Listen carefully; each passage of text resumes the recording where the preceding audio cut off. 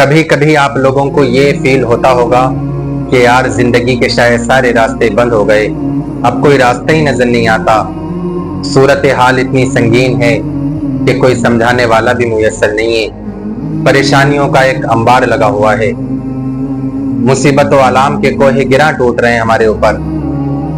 کبھی کبھی دل میں عجیب عجیب خیالات آنے لگتے ہوں گے، لیکن میرے بھائیوں ایک بات ہمیشہ یاد رکھنا، دیکھیں پریشانیاں کتنی بھی آ جائیں، لوگوں کے سامنے حرف شکایت زبان پر بالکل مت لایا کرو۔ بھئی لوگوں سے آپ کہہ بھی رہے ہو تو لوگوں سے کہہ کر کے کیا فائدہ ہے؟ کوئی بھی فائدہ نہیں لوگوں سے کہہ کر کے، وہ تو آپ کی پریشانیاں سن کر کے خوش ہو روتے ہیں۔ قرآن پڑھیں، آپ قرآن کریم سے رشتہ جوڑیں، قرآن کریم کے قریب ہوں آپ۔ پریشانی اگر آپ کے اوپر آ گئی تو کیا ہو گیا؟ قرآن کا وعدہ ہے، اللہ فرماتا ہے فَإِنَّ مَعَ الْعُسْرِ يُسْرًا، بے شک ہر مشکل کے بعد آسانی ہے، یہ قرآن کریم کہہ رہا ہے۔ اس لیے قرآن کریم کی آپ سنیں، قرآن کریم پہ پکا یقین رکھیں اور قرآن کریم سے رشتہ قریب کریں۔ آپ نے کبھی چھوٹے سارے بچے کو دیکھا ہوگا کہ وہ چلتا ہے، پھر گرتا ہے، پھر اٹھتا ہے، پھر چلنے کی کوشش کرتا ہے، پھر گر جاتا ہے، پھر اٹھتا ہے ہمت کر کے، پھر چلتا ہے، پھر گر جاتا ہے۔ یہ جو سلسلہ ہے اس بچے کے ساتھ ایسا نہیں ایک آدھ گھنٹے کا ہو یا ایک دو دن کا ہو یہ سلسلہ، بلکہ یہ کافی لمبا سلسلہ اس کے ساتھ چلتا رہتا ہے جب تک اس کو ٹھیک سے بالکل چلنا نہیں آتا۔ لیکن آپ اس چھوٹے سارے بچے کو دیکھیں، اس سے آپ سیکھیں، وہ ہمت نہیں ہارتا، وہ بھروسہ رکھتا ہے، وہ مایوس ہو کر کے بیٹھ نہیں جاتا، وہ یہ نہیں سوچتا کہ یار میں بار بار گر رہا ہوں، چلو چلنا ہی ختم کر دیتے ہیں، اب نہیں چلیں گے تمام زندگی۔ اگر وہ ایسا سوچتا تو پھر تمام زندگی کیا ٹانگوں سے چل پاتا، کھڑے ہو کر کے چل پاتا؟ نہیں چل پاتا۔ کیوں؟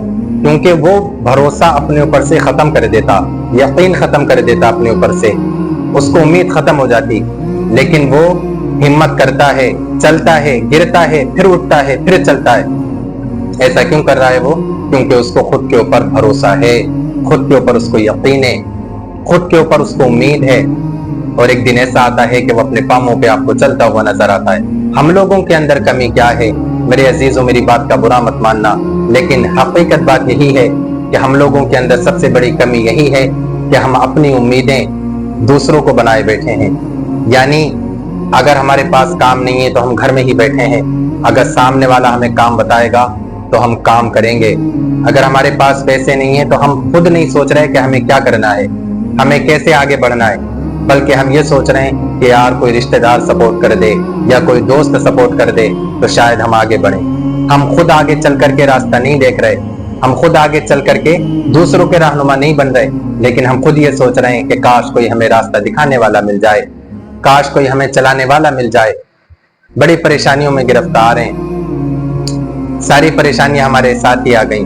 دیکھو میرے بھائیوں، یہ کمپٹیشن کا دور ہے یار، یہ کمپٹیشن کا دور ہے، یہاں پر کوئی کسی کا نہیں ہے۔ لوگ آپ کو گرا کر کے خود چلنا چاہیں گے، کوئی نہیں چاہتا کہ آپ کامیاب ہوں، کوئی نہیں چاہتا کہ آپ بلندیوں پر پہنچیں۔